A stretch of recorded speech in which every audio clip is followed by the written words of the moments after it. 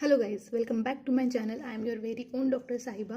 और जैसे कि आप सबको पता होगा कि नीट पीजी 2025 की डेट्स अनाउंस हो चुकी है और वो एग्ज़ाम होने वाली है आपकी 15th ऑफ जून को, राइट। तो अगर आप अपनी प्रिपरेशन 1st ऑफ जान से भी स्टार्ट करते हो तो भी आपके पास 165 डेज रहते हैं अपने हाथ में प्रिपरेशन करने के लिए।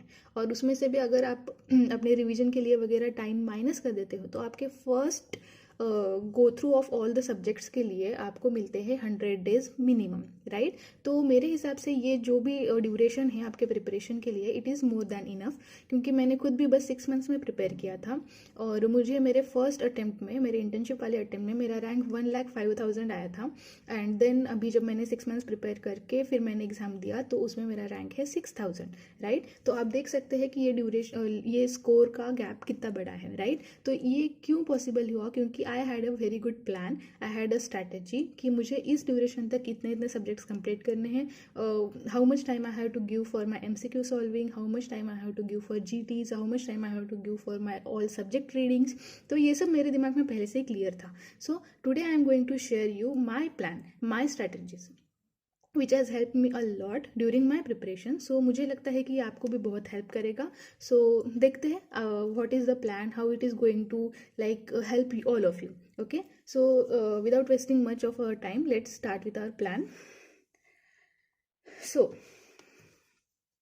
मैंने अपने सब्जेक्ट्स को दो कैटेगरीज में डिवाइड किया है, major subjects and minor subjects, right. तो मेजर सब्जेक्ट्स वो हुए जो जिनमें से आपको आपके एग्जाम में मेजर बल्क आने वाला है, और माइनर सब्जेक्ट्स वो हुए जिसमें से कंपैरेटिवली लेस आपको क्वेश्चंस आपके एग्जाम में आने वाले हैं। तो मेरे हिसाब से आपके लिए मेजर सब्जेक्ट्स कौन से हैं?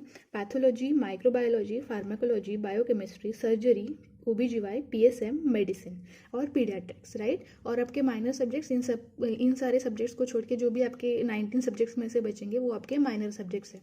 तो मैंने क्या किया था कि मैंने 10 ग्रुप्स बनाए थे, राइट। एक माइनर सब्जेक्ट हर एक ग्रुप में रहेगा और एक मेजर सब्जेक्ट हर एक ग्रुप में रहेगा, और मैंने हर एक ग्रुप को 10-10 डेज का ड्यूरेशन दिया था।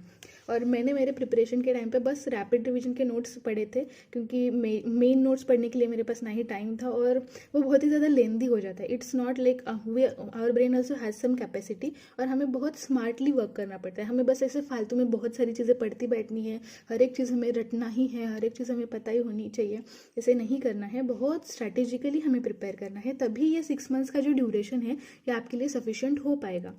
तो मेरे हिसाब से आपको इस टाइम से बस रैपिड रिवीजन पढ़नी चाहिए, क्योंकि वो बहुत ही कंसाइज है और बहुत अच्छे से आपको बताया गया है और हर एक इंपॉर्टेंट चीज़ उसमें ऑलरेडी कवर की जा चुकी है। तो so let's start with group number 1। Group number 1 मैंने बनाया था पैथोलॉजी एंड फिजियोलॉजी के लिए। तो अपने बॉडी में जितने भी सिस्टम्स है हर चीज़ की फिजियोलॉजी हमारे बुक में है, और उसकी फिजियोलॉजी पढ़ने के बाद ही आप उसकी पैथोलॉजी अच्छे से अंडरस्टैंड कर पाओगे। इसके बाद आपको कुछ चीज़ ऐसे रटने की ज़रूरत नहीं पड़ेगी, हर एक चीज़ कंसेप्चुअली आपके दिमाग में बैठ जाएगी और आप उसको एप्लीकेशन बेसिस पे भी हर क्वेश्चन सॉल्व कर पाओगे। तो first group is pathology and physiology, these two subjects you have to study together, right. So the second group is microbiology and dermatology. अब ये मैंने क्यों चुना है? क्योंकि डर्मेट का जो इन्फेक्शियस पार्ट वाला जो लाइक कैटेगरी है, उसका जो इन्फेक्शियस पार्ट है वो माइक्रोबायोलॉजी में आपका कवर हो जाएगा। उसके लिए आपको अलग से डर्मेटोलॉजी पढ़ने की ज़रूरत नहीं है। तो इसकी वजह से क्या होगा कि एक तो आपका जो टाइम है वो बचेगा, दूसरी चीज़ आपका कॉन्फिडेंस बूस्ट होगा, आपके दिमाग में ये चलेगा कि अच्छा माइक्रो में मैंने ये चीज़ पढ़ी है, मुझे ये याद है, इसलिए मुझे डर्मेट में भी आती है, राइट। सो ये छोटी छोटी चीज़ें जो है वो आपको आपको आपका कॉन्फिडेंस बूस्ट करने के लिए हेल्प करती है। तो इसलिए माइक्रोबायोलॉजी एंड डर्मेटोलॉजी ट्राई कीजिए कि साथ में ही पढ़े, क्योंकि बहुत सारी चीज़ें हैं जो एक दूसरे वो दोनों सब्जेक्ट्स में ओवरलैप होती है। Okay, so the third group is pharmacology and anaesthesia. मैंने ये दो चीज़ों को क्यों साथ में रखा है? क्योंकि एनेस्थीसिया का जो फार्मैक वाला पार्ट है, ड्रग्स वाला पार्ट है, जनरल एनेस्थेटिक्स, फिर बाद में इनहेलेशनल एनेस्थेटिक्स, IV ड्रग्स वगैरह वगैरह, वो सारे आपके फार्मैक में भी कवर हो जाएंगे। तो उसको आपके अलग से पढ़ने की ज़रूरत नहीं होगी, वही आपका टाइम बचेगा। और दूसरी बात, फार्मैक ये जो सब्जेक्ट है मैंने ऊपर वाले ही हिस्से में डाला है, मतलब थर्ड ग्रुप में ही मैंने फार्मैक को डाला है। क्यों? क्योंकि फार्मैक जो सब्जेक्ट है मोस्ट ऑफ द स्टूडेंट्स इसको बहुत डिफिकल्ट मानते हैं कि उसके drugs, mechanism of of action, side effects वगैरह बहुत सारी चीज़ें लर्न करने को डिफ़िकल्ट हो जाता है। तो मैंने क्या किया था, मैंने गर्ग सर से पढ़ा था। तो उन्होंने बहुत सारे निमोनिक्स ट्रिक्स दे के अपनी ये जो लाइक रिमेंबरिंग वाली जो प्रॉब्लम है वो उन्होंने सॉल्व की है। तो आई विल सजेस्ट कि आप भी वहाँ से पढ़े। अदरवाइज अगर आपके पास और बेटर निमोनिक्स है then go with it, no issue with that. Okay, so the fourth group is biochemistry and paediatrics. So peds में जो मतलब मेटाबॉलिक डिसीजेज बच्चों में जो होते हैं, न्यूट्रिशनल डिफिशियंसीज, ये सारी चीज़ें आपके बायोकेम में भी कवर हो जाएगी। बायोकेम का एक बहुत ही ज़्यादा इंपॉर्टेंट पार्ट है विटामिन्स वाला, ठीक है, और उसमें मोस्ट ऑफ द डिसीजेस जो है वो बच्चों से रिलेटेड है। तो ये सारी ये दो ये है सब्जेक्ट्स है वो इंटर रिलेटेड है। अगर इन दोनों को आप साथ में पढ़ेंगे तो वो आपको अच्छे से लर्न हो जाएगा और आपको मतलब एमसीक्यू सॉल्विंग में भी एप्लीकेशन बेसिस पे you are going to like excel, right? So the fifth group is the surgery and radio.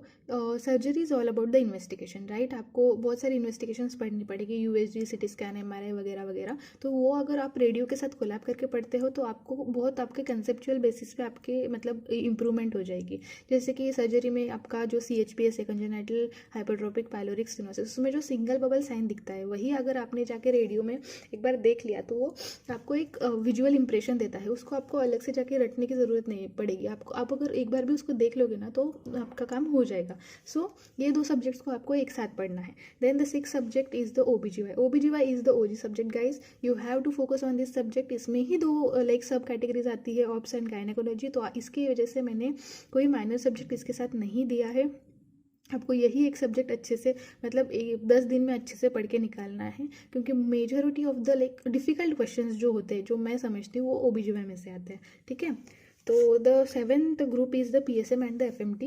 PSM was the subject which I use to fear a lot. मुझे बहुत सारी चीज़ें याद ही नहीं होती थी, मुझे बहुत ही ज़्यादा बोरिंग लगता था वो सब्जेक्ट, इसलिए मैंने उसको FMT के साथ कोलैब किया था। क्योंकि FMT is a nice small cute little subject, और उसमें मतलब मेरे को ऐसा लगता था, क्योंकि मैंने खुद FMT में ड्यूटी की थी, इसलिए मुझे वो इंटरेस्टिंग लगता था।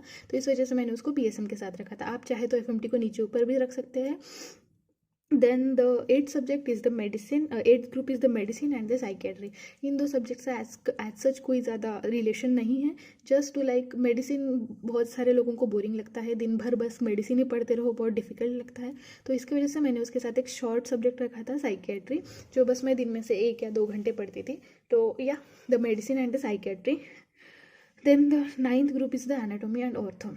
क्यों मैंने इन दोनों ग्रुप्स को सब्जेक्ट को साथ में रखा था, क्योंकि बहुत सारी चीज़ें इन दो सब्जेक्ट्स में भी कॉमन मुझे लगती थी। फर्स्ट द नर्व इंजरी वाला थिंग, जिसमें से एक क्वेश्चन आपको आने ही वाला है, जो आपको ऑर्थो में भी पढ़ने मिलेगा, आपको एनाट में भी पढ़ने मिलेगा। सेकंड, जो भी आपका लाइक मसल्स का, बोन्स का, नर्व्स का, एकदम एनाटॉमी में से अगर आपकी चीज़ें क्लियर हो गई तो वो सारी चीज़ें आपको ऑर्थो में हेल्पफुल रहेंगी। ऑर्थो की डिसीजेस को पढ़ने के लिए, समझने के लिए आपको हेल्पफुल रहेगी। तो ऑर्थो एंड एनाट को आपको साथ में पढ़ना है। Then the 2 little cute subjects ENT and ophthal. ये दोनों भी शॉर्ट सब्जेक्ट ही है, बट मैंने इनको साथ में पढ़ने का ट्राई किया था, क्योंकि ये सब चीज़ें पढ़ के मेरा दिमाग थोड़ा सा लॉस्ट हो गया था। तो मुझे ऐसे चाहिए था कि 10 दिन अभी मैं बस कोई 2 शॉर्ट सब्जेक्ट पढ़ूँ, तो इसलिए मैंने ENT और ऑप्थम को साथ में रखा था। तो this was the plan guys, this is the basic overview.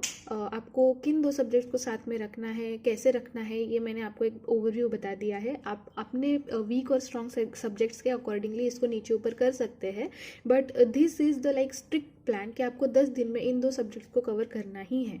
Plus अभी इसमें से भी बहुत इंपॉर्टेंट चीज़ ये है कि आपको बस दिन भर पढ़ते नहीं रहना है।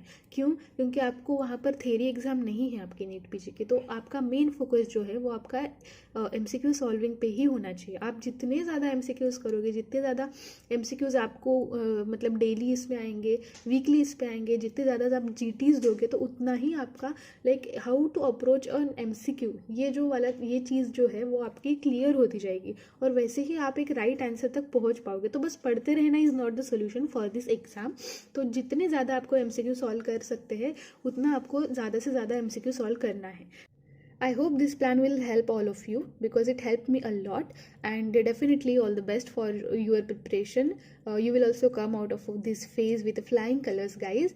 Do believe in yourself, trust yourself, trust this process. And do tell me in the comment section what are your weak subjects, strong subjects, and what all you need, the daily plan or the revision plan or the revision strategies, what I can help you.